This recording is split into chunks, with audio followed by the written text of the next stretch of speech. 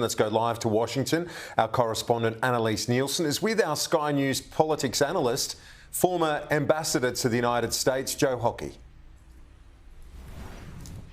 Joe Hockey, thank you so much for joining us. Sure.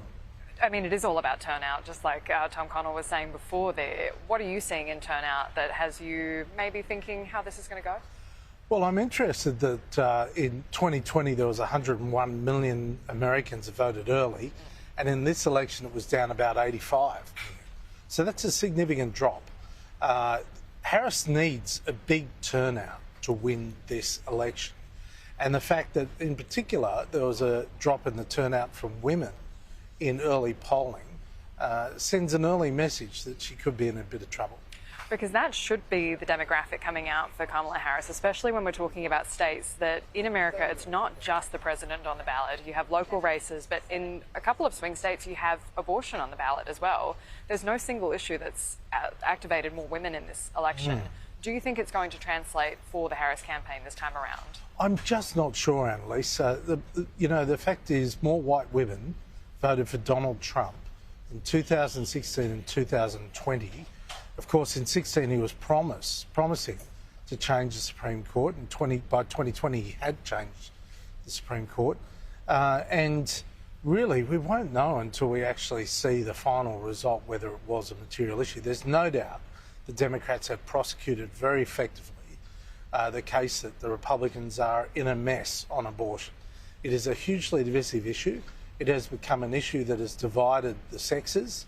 And as if America hasn't got enough division on race and geography and wealth, now suddenly your gender is a divider in politics. And I mean, we saw that play out in the 2022 midterms as well, when we were supposed to have the big red wave that didn't eventuate. But one of the other things I really noticed with this election, just out talking to voters, is the generational divide.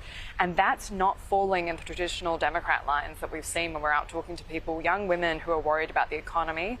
That's become a big issue for them.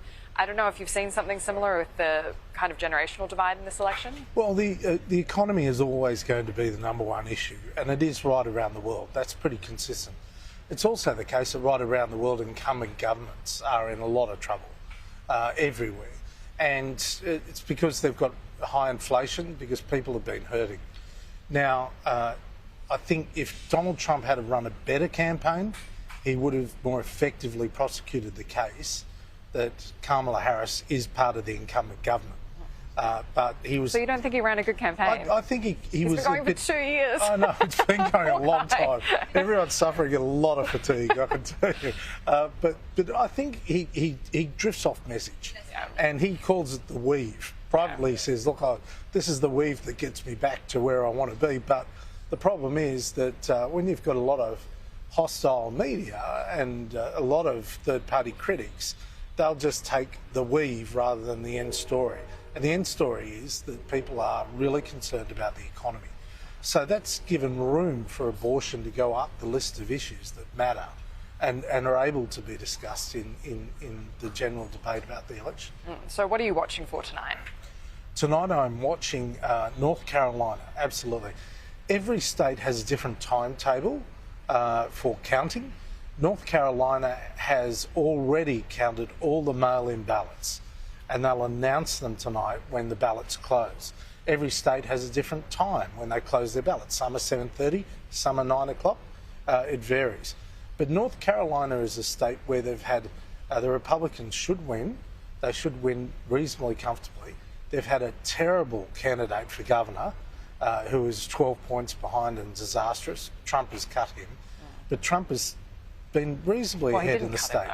He's still there. He's still there. Yeah, he's still a candidate. I think if they could have cut him, they would have. Yeah. But the fact is, that's a state that if Harris wins, then Trump's in a lot of trouble, and if Trump wins reasonably well, then that's a positive sign for Trump.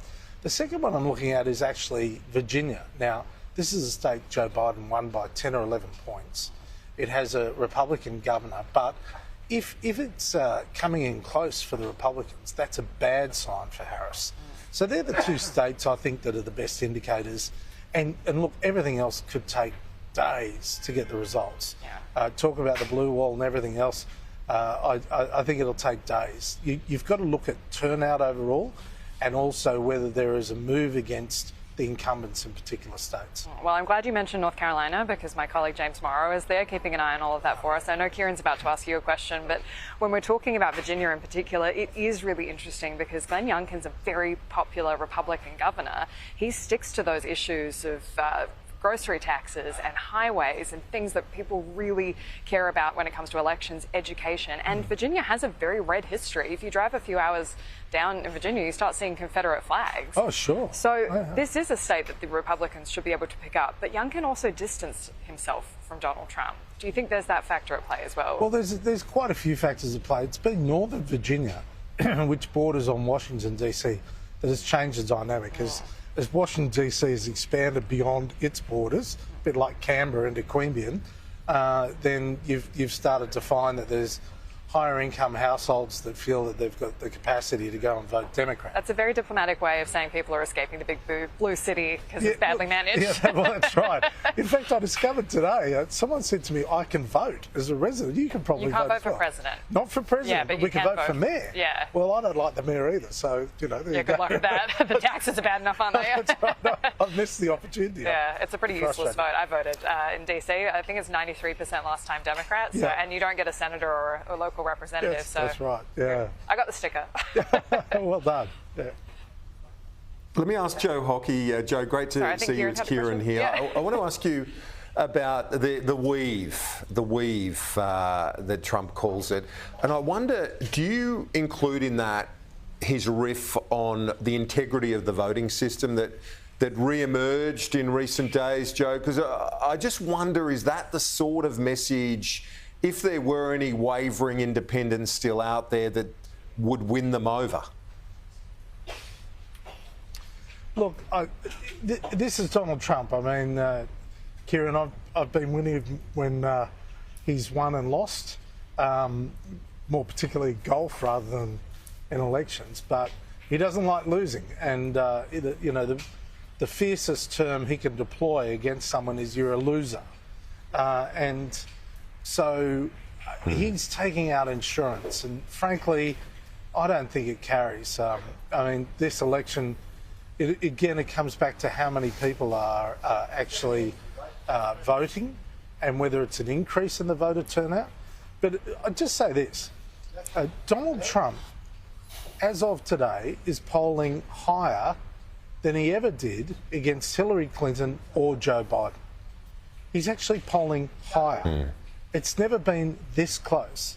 I still feel that there is a shy Trump voter out there that has not disclosed their vote to any pollsters.